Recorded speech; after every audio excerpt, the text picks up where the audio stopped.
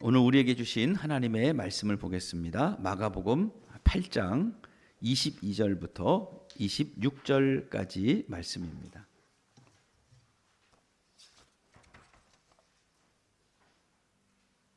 마가복음 8장 22절부터 26절 말씀, 제가 하나님 말씀을 봉독하겠습니다.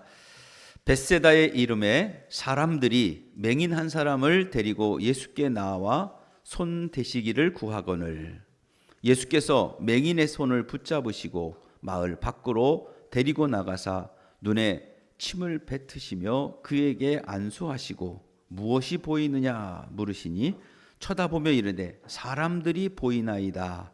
나무 같은 것들이 걸어가는 것을 보나이다 하거늘 이에 그 눈에 다시 안수하심에 그가 주목하여 보더니 나아서 모든 것을 밝히 보는지라. 예수께서 그 사람을 집으로 보내시며 이르시되 마을에는 들어가지 말라 하시니라. 아멘. 어떤 회사에서 판매 실적이 오르지 않아서 긴급 회의를 열었습니다. 회사에서 사원들은 각자가 나름대로 원인을 분석해서 발표를 했고, 사장님은 그 이야기를 가만히 듣다가 종이 한 장을 꺼내 들었습니다. 그리고 거기에서 매직으로 가운데 점을 하나 딱 찍고, 그리고 직원들에게 여러분 이 종이를 보십시오. 그리고는 질문을 합니다. 여러분 무엇이 보입니까? 직원들이 뭐라고 대답했을까요? 예, 까만 점이 보입니다. 그랬어요. 사장님이 또 이야기하는 거예요. 자세히 보십시오. 무엇이 보입니까? 대답을 못하고 아무리 봐도 까만 점밖에 안 보이니까. 그럴 때 사장님이 이야기하는 거죠. 여러분, 왜 까만 점만 보십니까? 그 주변에는 더 넓은 흰 바탕의 공간들이 있는데 왜 거기는 보지 않습니까?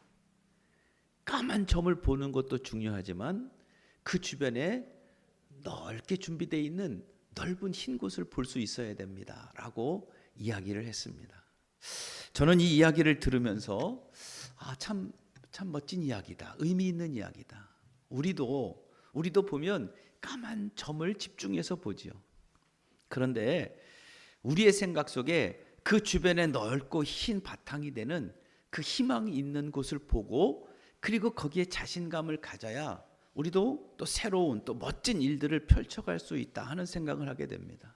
하나님의 사람들도, 하나님께서도 그 까만 점 하나에 집중하는 것도 의미 있고 중요하지만, 또 그 안목을 넓혀서 주변에 그 넓은 공간들이 있고 거기에는 희망이 있다고 하는, 그래서 내 안에 용기와 자신감을 가지고 있는 사람들을 하나님이 쓰시지 않을까 하는 생각을 해보게 되었습니다. 그래서 저는 오늘 설교 제목이 보는 눈이 열린 자에게 흐르는 축복이라고 하는 제목입니다. 한번 제목 따라해 보시겠어요? 보는 눈이 열린 자에게 흐르는 축복. 보는 눈이 열리는 자. 가만히 보면 우리가 살아가면서 쓰는 말 가운데 본다라고 하는 말이 거의 모든 경우에서 사용이 됩니다.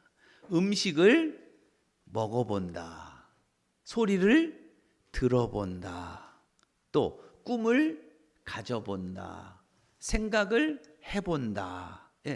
우리가 말하는 가운데 보면 다 이 본다라고 하는 동사를 쓰고 있습니다. 본다라고 하는 것이 우리의 삶이에요.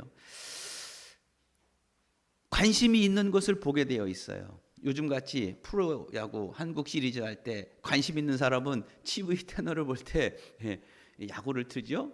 야구 선수들은 뭘 볼까요? 야구공을 보는 거죠. 여러분 가운데 농사하시는 분들도 있죠. 농사를 짓는 사람은 늘 뭘 볼까요? 농작물을 보는 거죠. 잘 날씨를 보고 기후를 보고 농사를 짓는 일을 보는 거죠. 그래서 우리가 보는 그것이, 우리의 관심인 그것이 우리의 직업이 되고, 그리고 그 보는 것으로 인해서 우리의 삶에 승리를 가져오게 되기도 하는 거죠. 무엇을 보느냐 하는 것이 너무너무 중요합니다.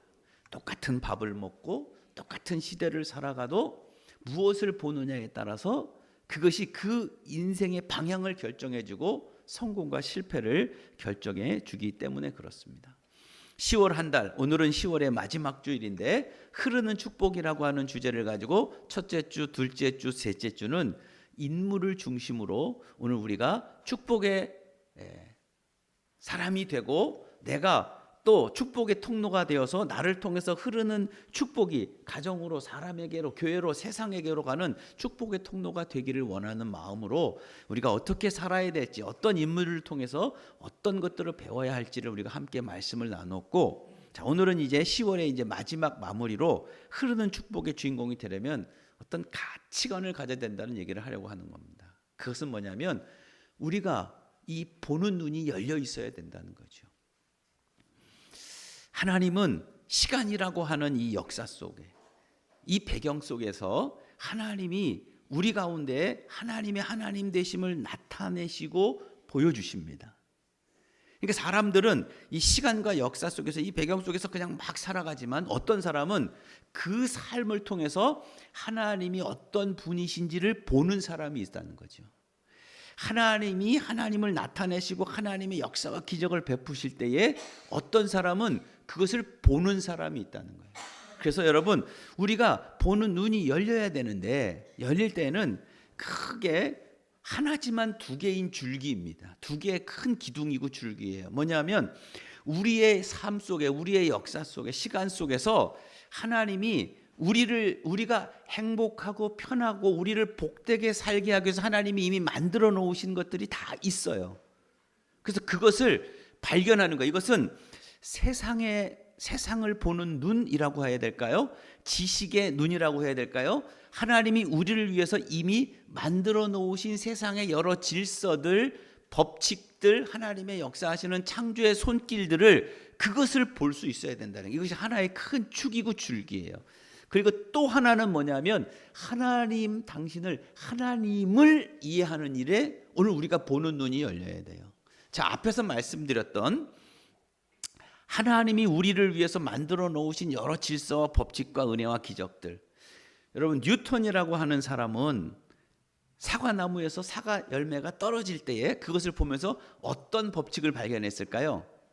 만유인력의 법칙을, 누가 아기가 얘기했어요? 책 많이 보더니 똑똑하네. 예, 만유인력의 법칙을 발견한 거예요. 그것은 그들이 만들어낸 것이 아니에요. 하나님이 만드신 질서를 그들이 보는 거죠. 그래서 그것을 깨닫는 거예요. 그것을 발견한 사람, 그것을 발명한 사람은 그의 삶에 큰 승리로 나아가는 거죠. 와트라고 하는 사람은 주전자에서 물이 막 부글부글 끓는 것을 보고 이 증기가 발전한 증기기관차라고 하는 것을 만들어낸 거예요. 증기가 끓는 것은 그가 만든 것이 아니죠. 이게 하나님의 이 창조의 섭리 가운데 있는 것을 보고서 그것을 발견하는 안목을 갖는 거예요. 세상의 질서, 세상의 법칙, 세상의 역사 속에서 나타난 하나님의 풍성한 창조의 질서들을 발견하는 안목이 필요합니다. 빌 게이츠는 공장에서나 쓰는 컴퓨터가 아니야, 이제 언젠간 시간이 흐르면 가정마다 책상마다 전부 컴퓨터를 놓고 컴퓨터 없이는 살 수 없는 세상이 만들어질 거야. 그래서 소프트웨어를 개발하고 컴퓨터를 보급하는 일을 하다가 지금은 가정마다 책상마다 컴퓨터가 없는 것이 없죠. 컴퓨터가 없으면 뭐 쓸 수가 없습니다. 핸드폰, 제가 안 갖고 올라왔네요. 핸드폰이 요즘은 컴퓨터잖아요. 그것을 미리 보고 그리고 그것을 준비하는 사람들이 결국은 세상을 끌고 가는 사람들이고, 그 사람들이 누군가에게 도움을 주는 통로가 될 수 있다고 하는 거죠. 록펠러는 이제 세상이 석유가 없이는 움직일 수 없는 세계가 될 거라는 걸 알았죠. 미국에도 석유가 생산이 되지만 중동으로 건너가서 엄청난 석유를 확보를 하는 거예요. 그리고 그 석유를 나누어 주면서 팔면서 큰 부자가 되고 세계 최고의 기부자가 되는 거죠. 그래서 성경만 읽는 것이 아니고 무엇을 해요? 우리가 갖고 있는, 공부하고 있는 지식을 위한 전공의 서적들, 말씀만 묵상하는 것이 아니고 신문도 함께 읽어야 되는 거죠. 은혜만 얘기하는 것이 아니고 세상의 질서와 법도 함께 공부하고 따라가고 이해하는 이 두 개의 축이, 두 개의 줄기가 함께 진행이 돼야 된다는 거죠.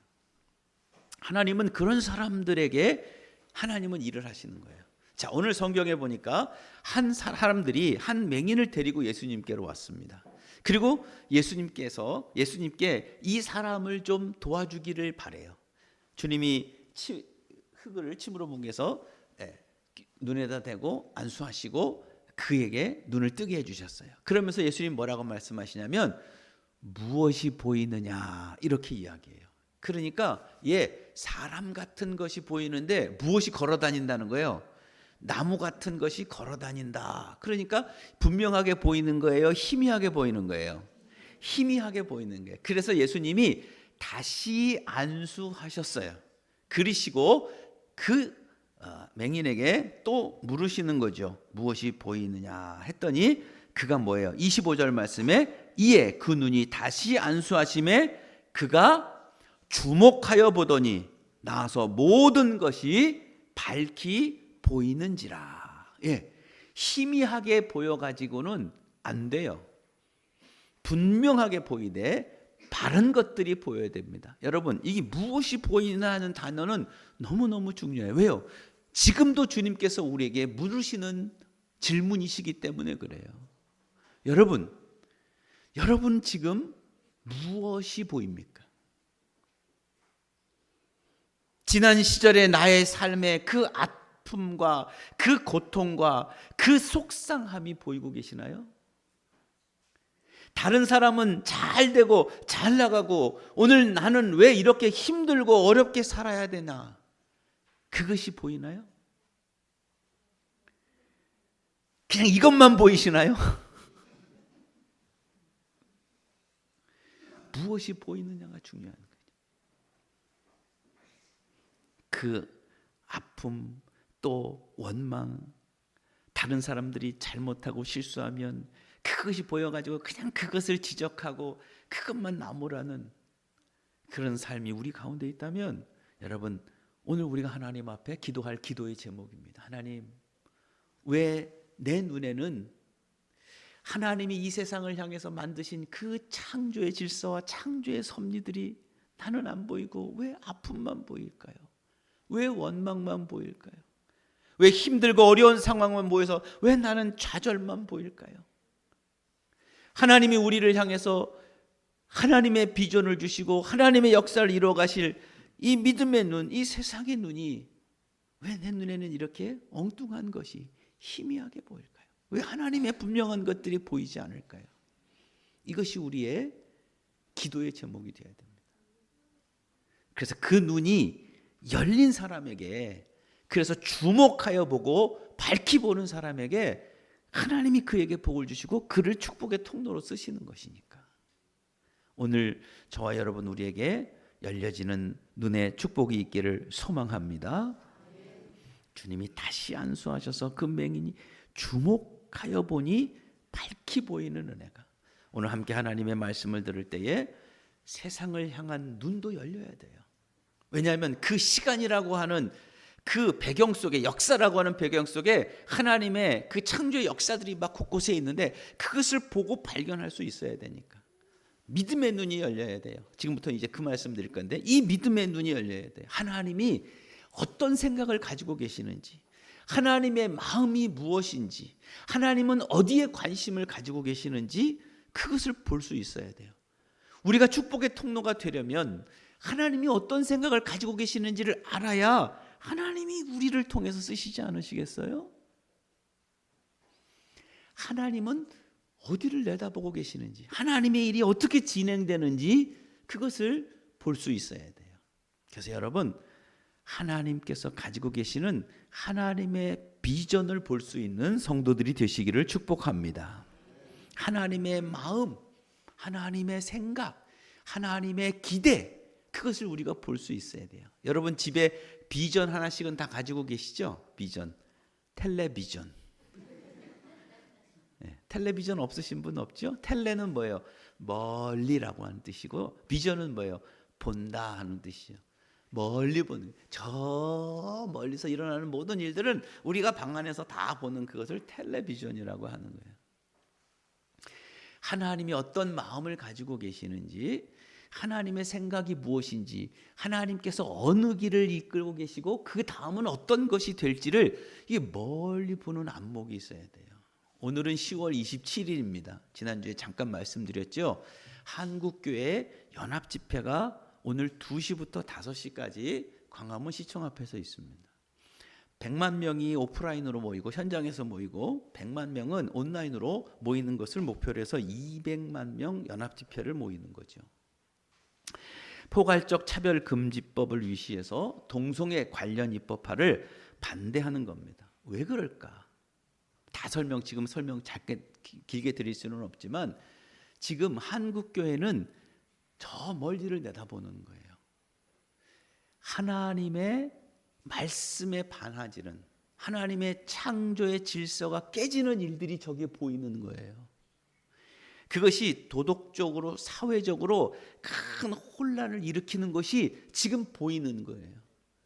각종 악한 질병들이 난무해서 모두가 혼란 속에 빠지는 것이 지금 저기에 보이는 거예요. 그래서 그건 안 된다는 거예요. 이건 하면 안 된다는 거예요. 이미 이것이 입법화가 된 많은 나라들이 시간이 지나서 보니까 아이고 이건 정말 큰일 날 일이네 하는 일들이 보여졌고 우리도 그 길로 가는 것이 보이니까 지금 한국교회가 이제 우리라도 이걸 막아야 되겠다. 이거는 안 된다. 하나님의 창조의 질서가 깨지는 것과 사회적으로 도덕적으로 큰 혼란과 큰 질병이 난무해지는 이런 일들이 일어나는 이것을 그냥 바라볼, 왜냐하면 금방 보이는 일이니까. 이건 하나님의 마음과 하나님의 생각이 임하는 일이 아닌 것을 우리가 알고 있기 때문에 이거는 안 된다는 거예요. 지난 7월에 대법원이 동성 커플을 사실상 부부로 동일한 지위에서 의료보험 혜택을 받는 것을 이야기했습니다. 그래서 사람들이 걱정하는 거예요. 야, 이게 동성혼을 인정하는 신호탄이 되면 어떻게 하지? 그러면 그 뭐 굉장히 복잡해지는 거죠. 혼란스러워지는 겁니다. 지난 파리 하계 올림픽 때 여러분 보셨고 뉴스를 들으셨겠지만 남성 DNA를 가지고 있는 어떤 선수가 여자 복싱 경기에 참여했어요. 그 보셨죠? 그래갖고 1회에 46초 만에 이 여자 선수가 기권해 버렸어요. 나중에 인터뷰를 하는데 막 엉엉 우는 거예요. 내가 평생 이걸 위해서 이렇게 준비했는데 그 남자 주먹 한 대 맞으니까 그냥 코가 부러져서 너무 코가 아파갖고요. 도저히 할 수가 없었어요. 억울해요 하고 가는 거예요. 근데 그 사람뿐만이 아니고 또 다른 나라 국적을 가진 또 한 사람도 역시 남자 DNA를 가지고 있는 선수가 또 금메달을 땄습니다. 최근에 미국의 캘리포니아에서 초등학교 여학년 학생들이 함께 캠프를 했는데 그 방에 남자 상담가가 청년이 그 캠프의 숙소에 며칠을 같이 묵은 거예요. 그래서 이 학생들이 나중에 집에 와서 얘기를 하니까 엄마가 깜짝 놀란 거죠. 아니 그런 일이 생기면 어떡하냐고. 그래서 학교에다 항의를 했더니 대답이 이겁니다. 캘리포니아 법에 의해서 본인이 자기의 성을 주장하는 대로 숙소를 배정했을 뿐입니다. 뭐 좀 들어도 잘 뭔 말인지 헷갈리죠? 나는 여자예요. 오케이, 넌 여자방. 난 남자예요. 오케이, 넌 남자방. 이제는 성 전환 수술을 하지 않고도 남성이 여성 탈의실에, 여성이 남성 탈의실에, 내가 여자라고 하면, 내가 남자라고 하면 그 탈의실, 그 화장실을 그냥 이용할 수 있게 되는 거죠. 스웨덴에 가면 부모님을 엄마, 아빠 이렇게 부르지 않고 부모 1, 부모 2 이렇게 불러야 된다는 거예요. 아니 이건 또 무슨 소리야? 엄마, 아빠 요것이 차별될 수도 있기 때문에 이렇게 부르지 않고 엄마, 부모 1, 부모 2로 부르겠다는 거예요. 난 더 헷갈려. 그게 더 차별 아닌가? 1과 2는 숫자가 서열이 매겨져 있는데 이거 어떡하라는 얘기죠? 알듯 말듯 들어도 이해가 안 되는 얘기들이 막 진행이 되고 있습니다. 그래서 우리는 이건 안 되겠다.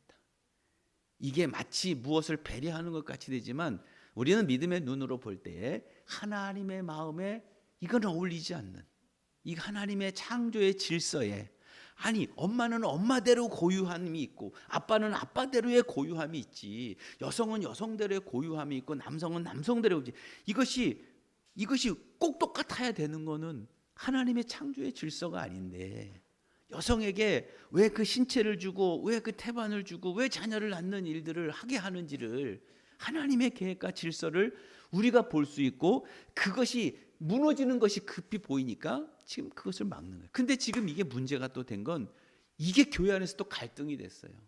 혹시 우리 안에도 그러실 수도 있죠.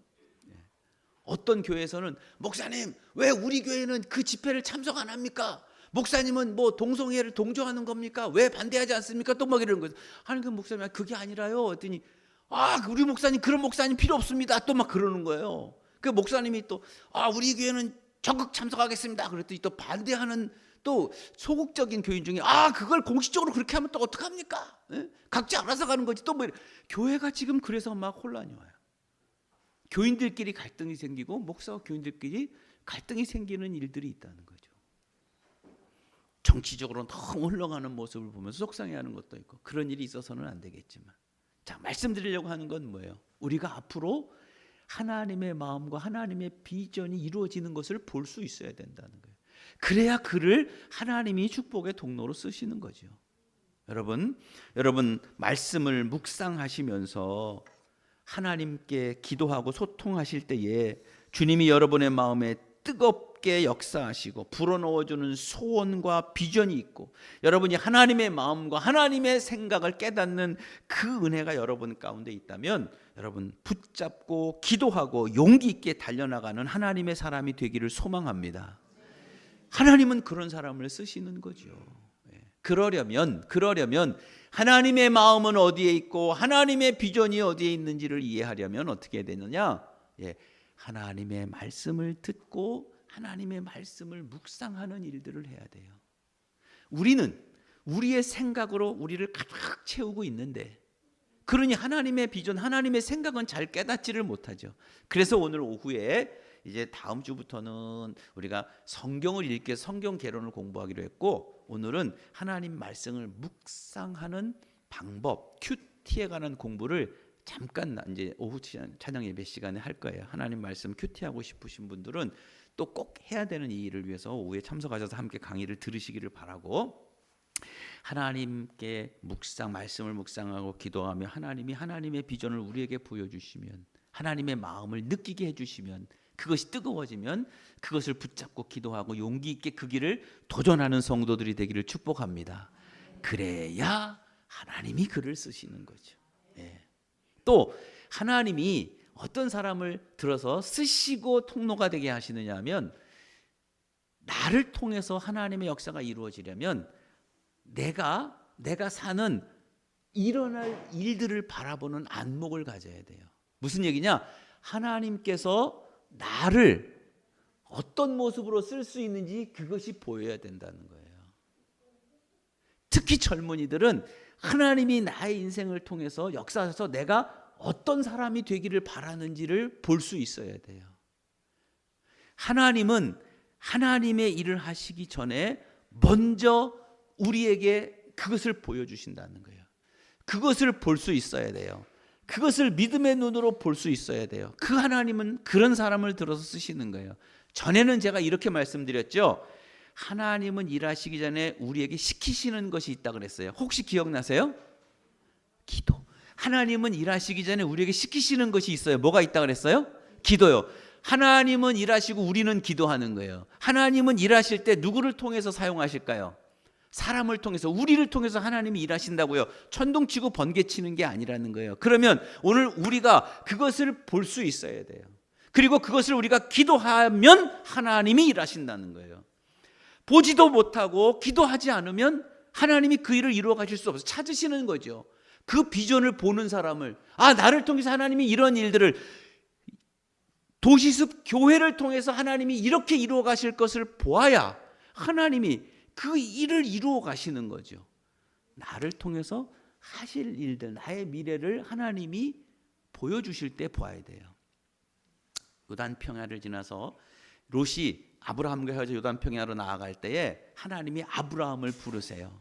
그리고 아브라함을 데리고 갑니다. 창세기 13장 14절 15절이에요. 아브라함아 아브라함아 저 북쪽과 남쪽과 동쪽과 서쪽과 저 둘러봐봐. 그럴 때 가나안 평야가 보이는 거거든요. 자, 이 평야 내가 보이는 이 땅을 너와 내 자손들에게 다 주겠다. 지금 아브라함에게 자기에게 주어진 땅이 한 평이라도 있어요 없어요? 한 평도 없는 거예요. 그런데 하나님이 그 땅을 이렇게 보여주시면서 이제 너와 내 자손들이 이 땅에서 살 거다. 그러니까 아브라함이 믿음의 눈으로 그 땅에서 자손들이 사는 그 땅을 믿음으로 바라보는 거예요.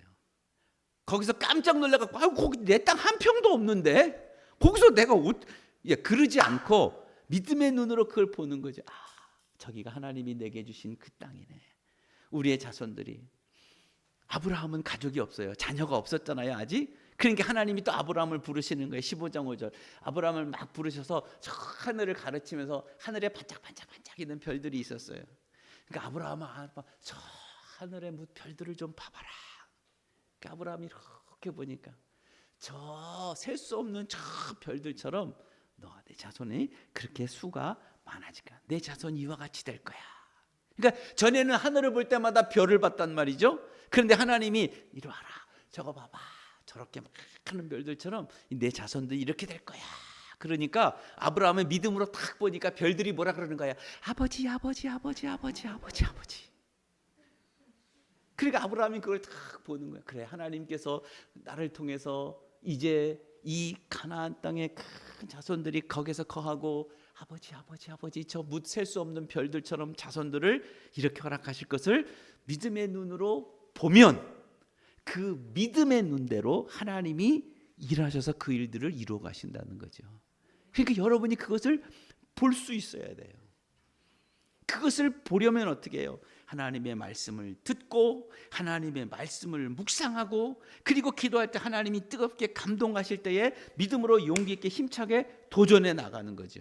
히브리서 11장 1절 믿음장이죠. 뭐래요? 믿음은 바라는 것들의 실상이요 보지 못하는 것들의 증거니. 믿음은 바라는 것들을 믿음의 눈으로 보고 믿음으로 도전할 때 그것이 실상이 되는 것이 믿음의 능력이에요. 바라는 것들, 내가 하나님이 나에게 주셨던 소원, 내가 마음에 담았던 것들을 도전하며 나아갈 때에 그것이 실상이 되어지는 것이, 그것이 증거가 되어주는 것이 그게 믿음의 능력이라는 거죠. 하나님은 그런 사람을 들어서 쓰시는 거죠. 그런 사람을 복 주시고 그런 사람이 축복의 통로가 되는 거예요. 개인을 나를 향한 또 교회를 향한 하나님의 비전을 보고 믿음으로 도전해 나가야 되는 거죠.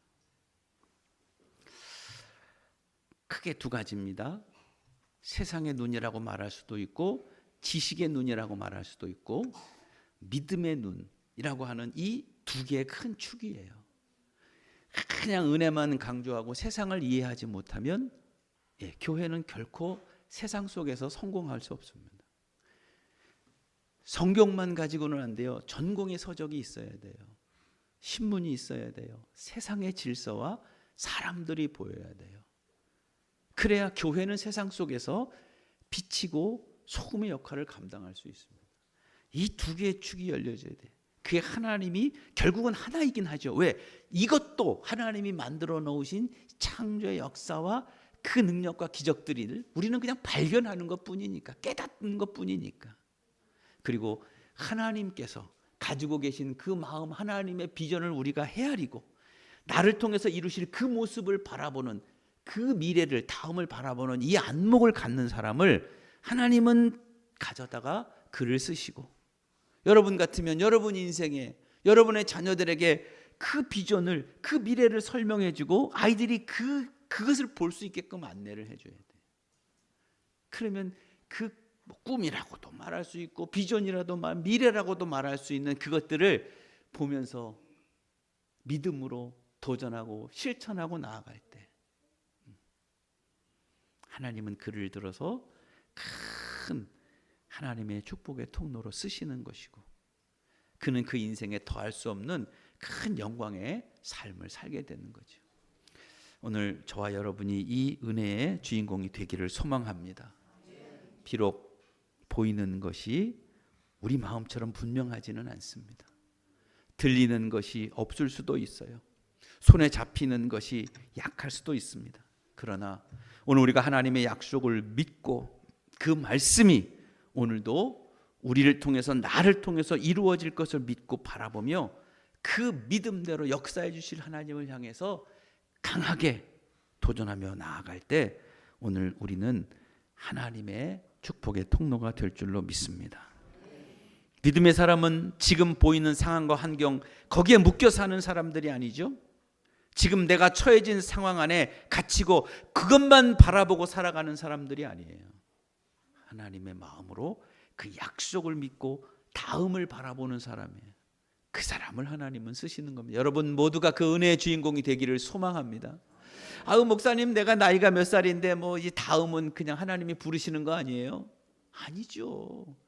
그분들이 할 수 있는 더 멋지고 귀한 사역들이 얼마나 많은데요. 이 젊은이들이 다음 세대들이 그 멋진 미래를 펼쳐가기 위해서 그들을 위해서 기도하는 모습을 하나님께서 그들에게 보여주셨으면 그 기도하는 그 모습에 그 주인공의 그 현장에 오늘 내가 그 역할을 감당하는 거죠.